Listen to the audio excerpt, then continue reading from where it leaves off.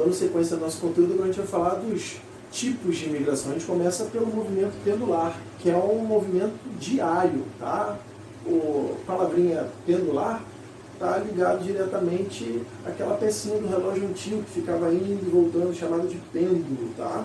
É muito simples, é um movimento, como eu falei anteriormente, um movimento diário, que está muito ligado à questão do emprego, à questão também dos estudos. Então imagina, você mora no Rio de Janeiro e vai estudar lá na UF, em Niterói. Você saiu de uma cidade e foi para outra, você faz isso todos os dias. Isso é um movimento pendular.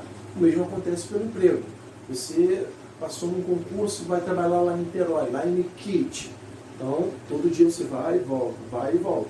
Ok? Isso é um movimento, então, pendular. Lembra lá da pecinha, e vai e volta, pêndulo. Ok?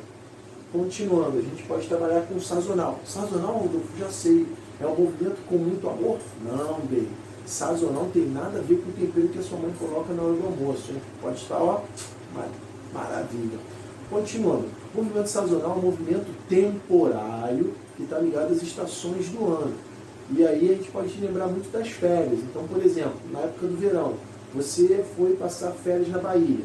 Ou lá tomar uma água de coco, ficar com a perna pro ar na rede, meu rei. É isso. Então, vou passar férias. Então, depois você vai retornar, é temporário. Ou, na época do inverno, você foi para Campos de Jordão, Gramado, comer um chocolate. Depois você vai retornar. Então, sazonal é um movimento temporário ligado às estações do ano. A gente pode dar como exemplo a questão das férias. Ok? Dando sequência, a gente trabalha também um outro movimento temporário. Fiquem atentos em relação a isso. É chamado de transumância. Tá? Como é que funciona? Como eu falei anteriormente, também é um movimento temporário. Para você não confundir com o sazonal, que também é outro temporário, o sazonal é aquele movimento ligado às férias, estações do ano. Esse transumância é um movimento temporário, mas ligado ao período de trabalho. Então você vai para uma cidade, passa um tempo ali trabalhando, depois você vai retornar. Aí eu trago um exemplo bem simples para vocês que já caíram muito no vestibular, no caso do Nordeste. As pessoas do interior migram para o litoral para trabalhar na colheita do açúcar. Depois que o trabalho termina, eles retornam. Ok? Bom, dando sequência, a gente vai falar agora dos principais fluxos migratórios dentro do país, os principais fluxos migratórios internos, principalmente a partir da década de 30 para cá. No nosso primeiro slide, eu trago para vocês a década de 30 e 40. Lembra lá do Getúlio Vargas. Ok? Quando você tem o Getúlio Vargas no poder, qual o principal fluxo migratório que você tem no nosso país? É a saída de nordestinos para o Sudeste. Lembra que eu falei anteriormente dos motivos? Qual o principal motivo? O econômico, justamente. Eu tenho aqui o início da industrialização do Brasil, que vai ter como base, como área inicial, berço, a região Sudeste. Então, não é à toa que você tem o fluxo de nordestinos no Sudeste, a busca por oportunidade. Ok? Dando sequência, a gente pode destacar a década de 50 e 60, onde você tem como principal personalidade o JK. E aí qual é o cenário das migrações? Você vai poder perceber o seguinte: uma migração ainda mais forte para a região Sudeste, se intensifica o processo de industrialização que teve início aí com Vargas, dando ênfase à indústria de base. Agora com o JK a gente vai dar ênfase aí principalmente à indústria de bens de consumo. Então o comércio cresce, as indústrias crescem, então o fluxo migratório de nordestinos para o Sudeste cresce e muito. Mas você também consegue perceber fluxos de nordestinos para a região Norte e também de nordestinos para o Centro-Oeste. Vamos lembrar, a década de 60 tem a criação de Brasília. Os nordestinos que se deslocaram para a região do Centro-Oeste são chamados de dá a dica. Parece nome de chips, mas não é. Exatamente, candangos. O pai do chips é fandangos, candangos. Já não foi boa não, Enfim, vamos continuar então.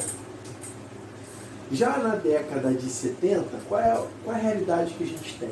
O fluxo ainda mais intenso de nordestinos para o Sudeste, tá? Só que agora eu consigo perceber novos fluxos migratórios, principalmente de nordestinos para o Norte, com a criação da Zona Franca de Manaus, e de sulistas, paranaenses, catarinenses e a gauchada migrando para a região centro-oeste. Vamos tentar entender o porquê desse fluxo. Eu quero dar um destaque para esse fluxo. Por quê? Vamos tentar entender que na década anterior, década de 60, tem a criação, por exemplo, da Embrapa, né? A Empresa Brasileira de Pesquisa Agropecuária. Na mesma década, em 1960, na década de 60, eu tenho, por exemplo, a Revolução Agrícola, né? O uso de máquinas, insumos, fertilizantes, tudo que potencializa a agricultura. É importante a gente entender o seguinte no primeiro momento, falando no quesito natural, tá? A região norte, a região centro-oeste, perdão, ela tem um solo, aí eu faço uma pergunta para vocês, valendo um pão de queijo mofado. Naturalmente falando, a terra do centro-oeste, ela é bad ou ela é good? Ela é bad. Tá? Só que com a criação da Embrapa, né, e aí também a Revolução Agrícola, também chamada de Revolução Verde, eu permito que eu tenha a correção do solo. O solo, naturalmente, ali é um solo laterítico, é um solo ácido. Então não é bom para a agricultura. Mas volto a destacar, com a criação da Embrapa, com a Revolução Verde, eu tenho a possibilidade de corrigir esse solo.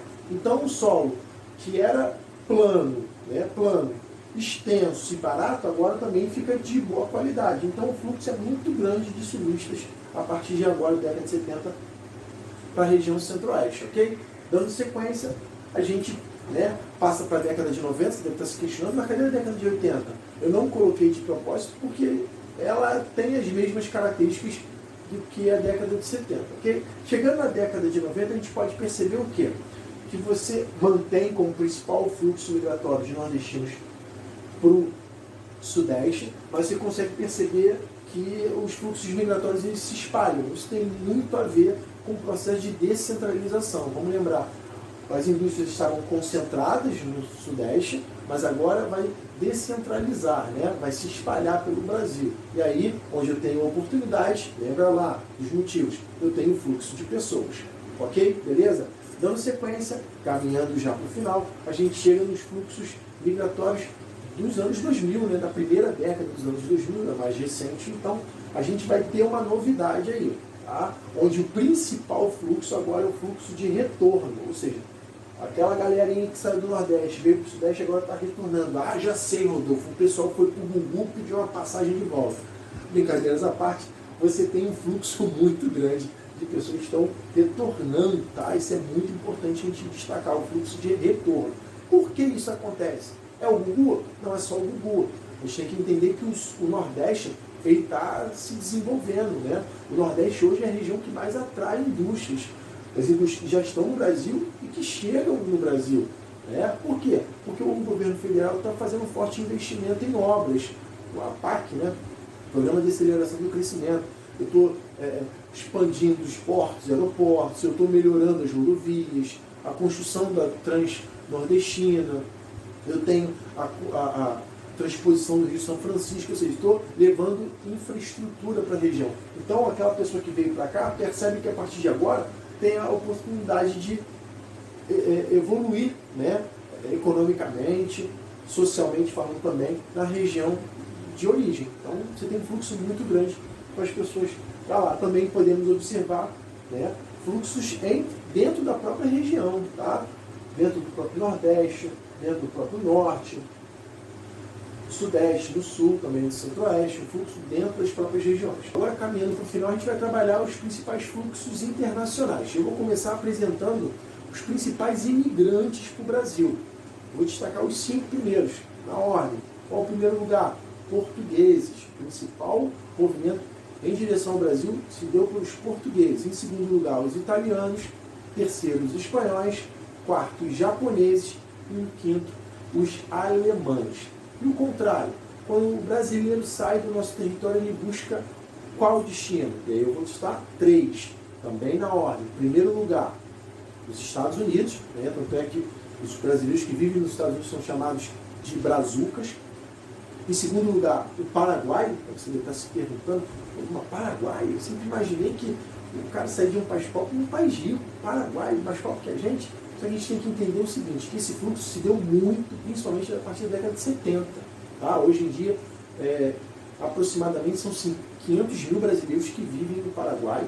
Tá? E aí fica até como dica de uma atividade extra para você, a leitura de reportagens que trabalham os movimentos rurais no Paraguai que querem expulsar os brasileiros, dizendo que a terra é do Paraguai, então deve ficar com os paraguaios e não com os brasileiros, porque os brasileiros acabam dominando aquilo ali. Como eu falei, um movimento que aconteceu principalmente a partir da década de 70. O Paraguai tem terras baratas e férteis, isso acabou motivando principalmente os sulistas, devido à aproximação com a região. Ok? E em terceiro lugar, e aí até não posso deixar de destacar, ainda falando do Paraguai, que o nome dos brasileiros que vivem e trabalham no Paraguai são chamados de brasiguaios.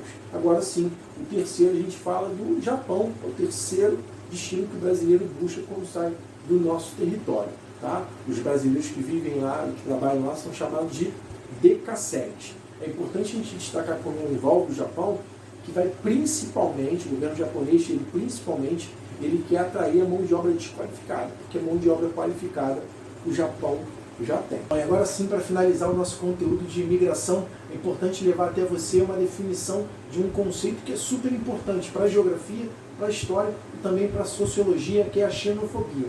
Afinal de contas, o que é xenofobia? Xenofobia é o preconceito, é a aversão contra o estrangeiro. Os africanos, os árabes, são os que mais sofrem essa perseguição, principalmente quando eles se deslocam para o continente europeu e também para os Estados Unidos. Aqui no Brasil existe xenofobia? Sim, existe e muito. Infelizmente, os últimos dados acabam trazendo a informação de que os povos que mais sofrem aqui no Brasil são os venezuelanos e os haitianos, sem ordem nenhuma, tá certo? É importante lembrarmos também que internamente eu tenho esse tipo de perseguição. Por exemplo, os nordestinos que migram para o sul e para o sudeste, eles também acabam sofrendo com o preconceito. Tá certo, gente? Um forte abraço.